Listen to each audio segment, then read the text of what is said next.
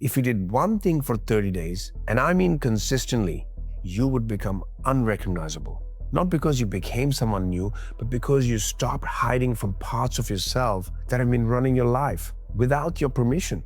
So what I'm about to show you is the exact process that changed everything for me, and it can do the same for you. I'm Reg, and on this channel, we go beyond surface level self-improvement to help you understand what's actually driving your thoughts, your emotions, and your patterns, so you can finally create lasting change. Now, what I'm about to share with you is not easy to hear, but if you stick with me through this video, you'll understand exactly why you keep repeating the same cycles. And more importantly, you'll have a simple 30-day practice to start breaking them. Now, here's what we're going to cover. First, I'll explain what shadow work actually is, because most people get it wrong. Then, I'll show you why avoiding your shadow keeps you stuck in patterns that you can't seem to escape. And finally, I'll walk you through the exact 3-step daily practice that you can start today. Now, let me clear something up right away. Shadow work isn't mystical. It's not some abstract spiritual concept reserved for people who meditate 6 hours a day. It's uncomfortable honesty. That's it. Shadow work is identifying the parts of yourself you don't like to admit are there. Jealousy, insecurity, the need to control, the fear of being rejected, the part of you that wants validation from other people, the part of you that judges others for the exact things you do yourself. See, most people pretend those parts don't exist. They push them down. They distract themselves. They tell themselves they've moved past it. And that's exactly why those parts stay powerful. Because anything you refuse to look at runs you from the background. Think about the last time you had a reaction that felt too big for the situation. Someone made a comment and you couldn't let it go. Someone got something you wanted and it bothered you more than it should have. Someone set a boundary and you felt abandoned. See, that's your shadow showing up.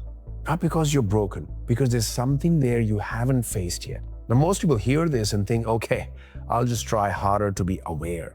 But here's the problem. Awareness alone isn't enough. Now I'm about to show you why avoidance is so much more dangerous than most people realize. And this is the part most people miss. When you suppress something, it doesn't disappear. It moves underground. And when it's underground, it runs you without you even knowing it. You snap in arguments and don't know why. You shut down in conflict instead of speaking up. You overcompensate in business because you're terrified of being seen as not enough.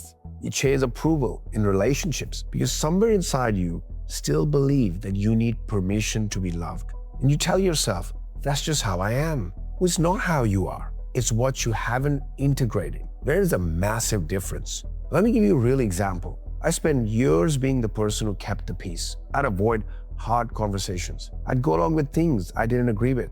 I'd tell myself I was being the bigger person. But the truth, I was afraid. Afraid of rejection, afraid of conflict, afraid that if I showed people who I really was, they wouldn't want me around. And that fear didn't just affect my relationships, it affected my energy, my confidence, my ability to show up fully in every area of my life. I was spending so much energy managing this hidden part of myself that I had nothing left for the things that actually mattered. I'm curious, does this resonate with you? Are you the one who keeps the peace, or are you the one who overcompensates? Drop a comment and let me know. I read every single one. Now, here's where it gets serious, because what I'm about to share is the difference between people who talk about growth and people who actually change. So for the next 30 days, I want you to do 3 things. They're simple. They won't take more than 15 minutes of your day. But if you do them consistently, you'll start seeing patterns that you never noticed before. And once you see them, they start losing their grip. Step 1, track your triggers. Every time you feel emotionally activated, write it down. I don't care if it's in your phone, in a journal, a napkin. Just get it out of your head and onto something you can see. Write 3 things. What happened? What did I feel? And what story did I create about it? Here's an example. Someone doesn't reply to your message for hours. What happened? They didn't reply. What did you feel? Anxiety, maybe anger. What story did you create?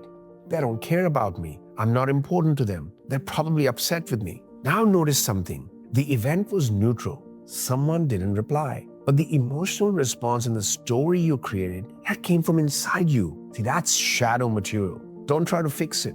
Don't judge yourself for it. Just log it. See, patterns show up quickly when you start paying attention, and those patterns will tell you exactly where your shadow lives. Step 2, ask the ownership question. This is the uncomfortable one, and it's where the real change happens.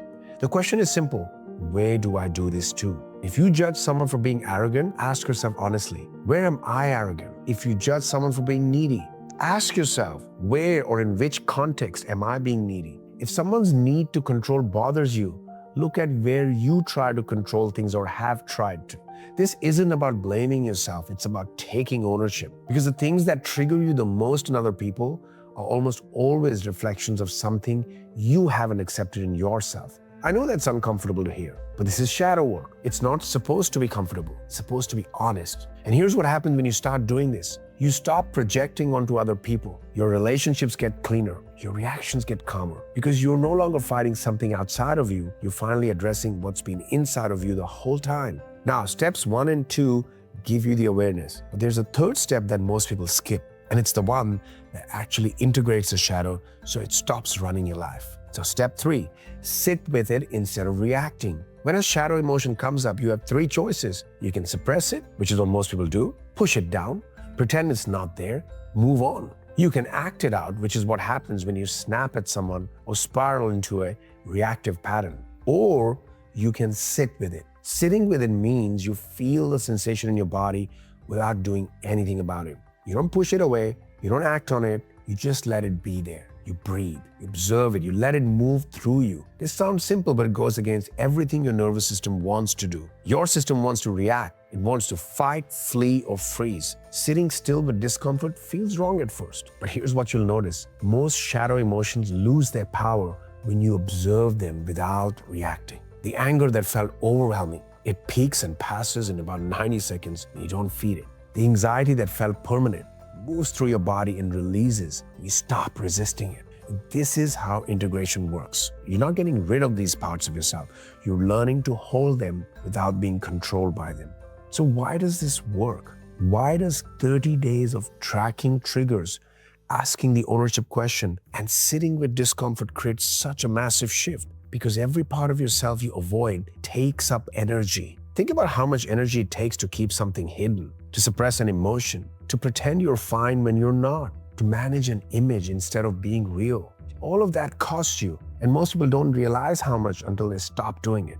When you integrate your shadow, something happens that you can't fake. Your nervous system stabilizes. You don't get triggered as easily. You don't overreact as quickly. You don't collapse under pressure. And the energy that was locked up in all of that suppression, it comes back online. Now that's what I teach as the energy cube. Your available energy is like a grid, and every unprocessed emotion, every avoided truth, every hidden part of yourself is taking up space in that grid. When you start integrating those parts, instead of hiding from them, you free up energy you don't even know you had.